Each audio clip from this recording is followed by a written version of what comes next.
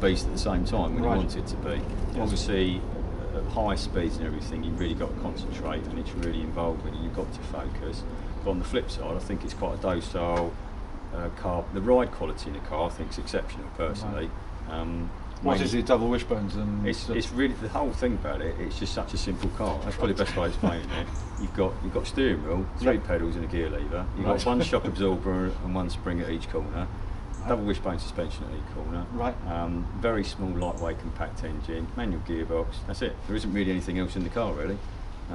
It's really kind of the F40 type scenario. That sort of approach? Yeah, that sort of approach. There's nothing on that car that doesn't really need to be on it. Really. Well, I imagine it would leave an F40 for dead, actually. If you're in the right scenario on a private road or a track or something, there isn't really any quicker car you can actually drive unless you're in a Bugatti or something like that. It really is silly. Well, the hypercars, I mean, they've got 1,000 brake horsepower to play with. But they're a sculpture now. You can't use them on the road. But they're too big as well. Yeah. You know, I've driven the 918, and even that, which would be the most usable of them all, it's a monster on the road. You know, I mean, you just would you want something. Even that's a little. This seems even more compact than the McLaren. Actually. You've got the engine is well forward there, isn't it? The whole philosophy is weight saving, so that's why they spent a lot of time trying to find an engine that would really fit the bill. It's a really tiny, very compact unit, and the centre of gravity in the engine is very low. Yes. It's dry sump obviously means you can get it really low in the car and really forward into the car. Right. Obviously, using such a small compact engine, you need less oil, less water. So that means your radiator size is less. Yes. You're carrying less liquids and less fluids. So that all adds to the whole kind of weight saving philosophy. Right. The gearbox is the Italian gearbox is the same gearbox casing and internals that was used and developed for the Enzo Ferrari. Right. But obviously, it's a manual operated box rather rather than sequential box. Sequential box. Single plate, conventional clutch. Yes. Steel brakes. It's just a really straightforward car. That's it. There isn't really anything else on it, really. Right. I suppose that in itself keeps the weight down a bit. So yeah, the original concept of the engine was commissioned by Volvo, but it's a pure Yamaha designed and built engine. Yes. And I don't know if you're aware, but Yamaha's pedigree is very, very high. They built Formula 1 engines in the early 90s. Oh yeah, no, I'm aware. They I'm aware. A supercar which was similar to the McLaren F1 at the time. Right. So obviously with a MotoGP experience, so they're a really, really highly experienced, high-performance engine manufacturer. But is the gearbox Yamaha? No, it's in Italian. So it is the originally sourced from. It's exactly the same gearbox that was developed and designed for the Enzo Ferrari. But presumably Yamaha put the twin turbos. No, that's done is by it a single Judd. turbo or twins? It's got twin each side. Twin each side. All that's done by Judd Engineering in the UK. Oh, right. They get the basic engine that comes out the crate, in, and then they just rework it, take the heads off, change the plenum chamber slightly. They don't change the bottom end of the engine. That's all original. Yes. Just rework the heads. Yes. Fit the turbos. It's got a Motec ignition system, fuel injection system, which is an off-the-shelf product. It's nothing high-tech. You can download the software off the internet. Yes. It's a really simple car. But the best thing about it is, everyone laughs at me when I say this, you can get 25 miles per gallon out of it. What out of this? Yeah, it's actually fantastic on fuel. It really is so good if you drive it, accordingly. As you know, I suppose it's light, but even that sounds quite difficult to believe. No.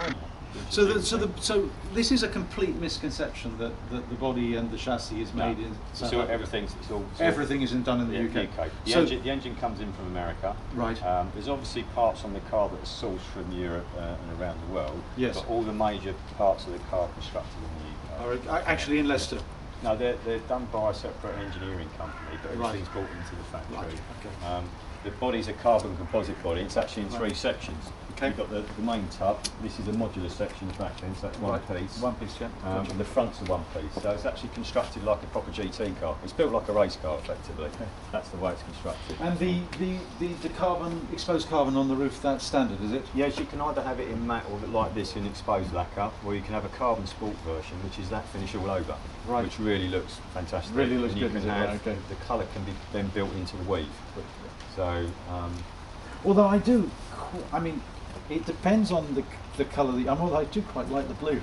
If I'm honest, I personally wouldn't expect it like it, but it actually grows on you a little bit. Yeah. I mean, when you first came through I thought, that's quite a bright colour. But actually, now I've been watching it for a while. Actually, especially with the contrast, it actually it works with the wheel. It works, doesn't it? And then you've got the totally stealth wheels or the black wheels or whatever. These are lightweight wheels. They do another wheel which is much more solid, which kind of, if you like, covers the whole kind of brake disc.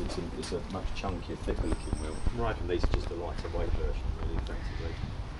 Because you've got sort of scoops and inlets. You've got the huge scoop a la the 675, but then there's another scoop right at the front here, which I sort of lends a certain something to the styling, doesn't it? It's debatable, isn't it? But I think for me the side profile is really nice, the rear profile, and for a lot of people they feel the front's not kind of edgy enough, but it's quite it depends what colour you spec it. It's quite an understated car to a point, depending on the colour. Yes. Yeah, I mean, I suppose, if anything, the front's maybe not its best angle. I think from everywhere else, it looks supercar. So what are the side air intakes? That's for the intercoolers, for the turbos. Ah, okay. Which of course are placed at the back. So the idea. So the radiators are actually at the front, aren't they? So directly under the headlights. The reason for that is if you can get some major weight over the front, it gives you really good weight distribution. Gotcha. So that's the philosophy behind that. But the centre of gravity, the engine in the car is the critical thing, because I don't know if you're aware, but where the major weight in the car, where you put it, and its centre of gravity denotes everything the car does. Because everything, if you like, revolves around that massive weight. Okay. You see what I mean? Yes, I do. So they've got a small fuel tank, which means you then put the engine much further into the car. So the more the engine's into the centre of the car, obviously it affects everything the car does, stability, the way it rides, everything. So it's just the philosophy is very, very simple engineering, good quality engineering, keep the weight down to an absolute minimum, and then that transforms the car in terms of its agility, the way, like I say, the way it rides, its dynamics. What tyres is it using? It's got a Michelin pilot sport, but it's a bespoke tyre built for the car. Okay, right, okay. It's an off-the-shelf tyre, supercar tyre. Yes. The compound is designed for the Noble, but they're not ultra expensive. I think the rears are about £350. No, okay. Not horrible. The other thing as well is it's the cheapest car in the world to run. The servicing costs you £800,000 a year. That's it. And that costs you any more than that to run. Okay.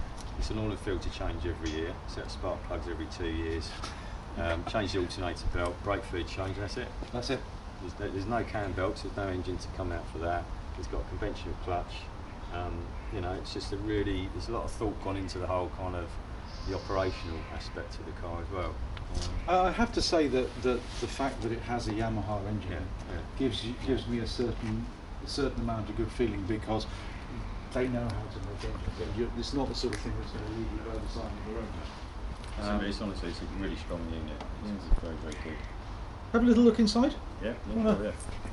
Again, the specification on this one is obviously quite bespoke to the first owner. It's a one-owner car. Yep. Like I say, it may not be to everyone's taste, but I obviously like blue. It's you can look beyond the colour. I mean, I personally wouldn't have that blue inside the car, but you know, I like the Alcantara and the carbon fibre doors. I think are nice.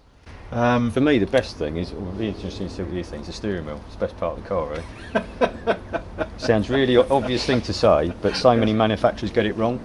Because you're holding on to it, aren't you? So it's the one thing you're touching all the time. Yes. And a lot of manufacturers, I think, try too hard with the steering wheel, with buttons and everything else. The size of it, I think, is right. It's the right kind of shape. Yes. It's lightweight, but the materials used in it, you really get a real connection to what's going on. Yes.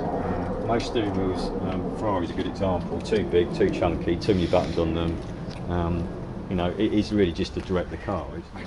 The pedals on this car, basically we can bespoke the pedals, in other words you can have them set up for you.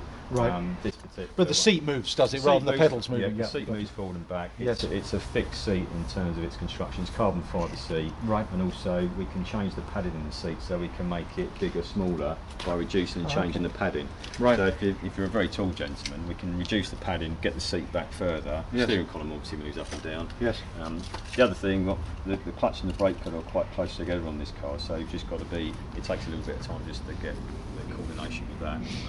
Okay. It's kind of, I suppose we should take it for a run, really, shouldn't we?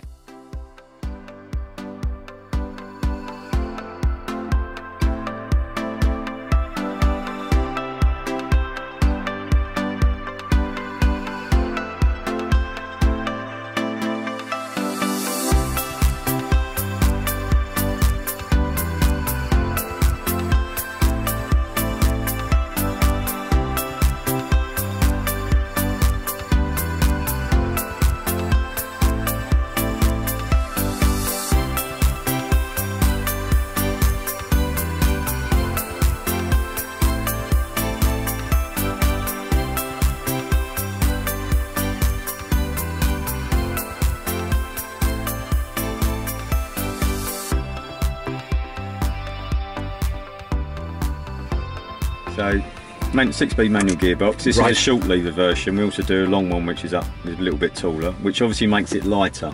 Okay. You could be, when you reduce the leverage, this makes the effort of moving the lever a little bit heavier. True, but it actually makes. I mean, the trouble with having, and one of the things I like about the GT4 is it's quite a short. Yeah, I prefer the short one. Slightly prefer. You know, and it's like anything.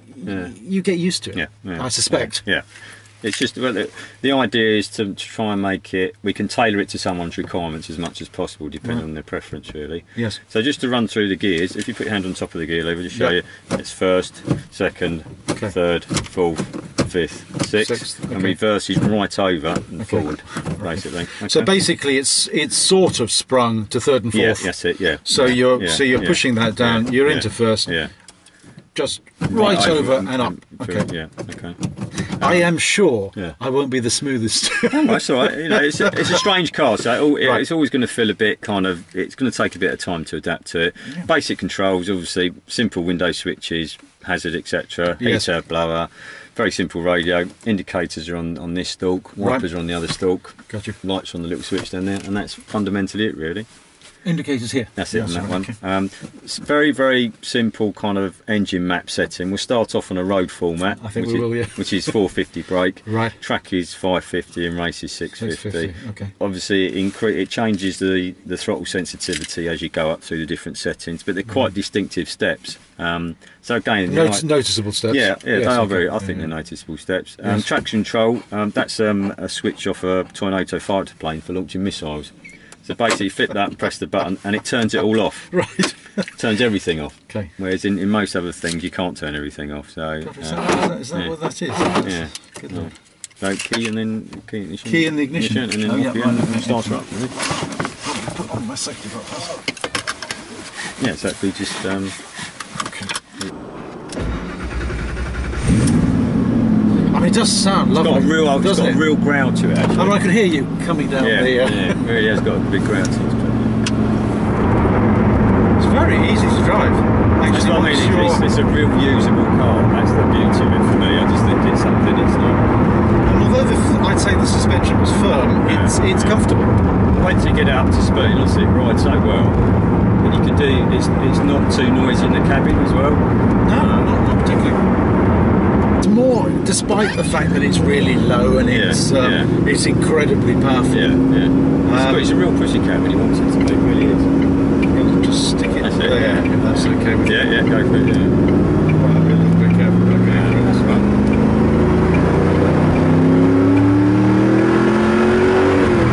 Nice noise. It flashes once and it switches off. Okay, gotcha.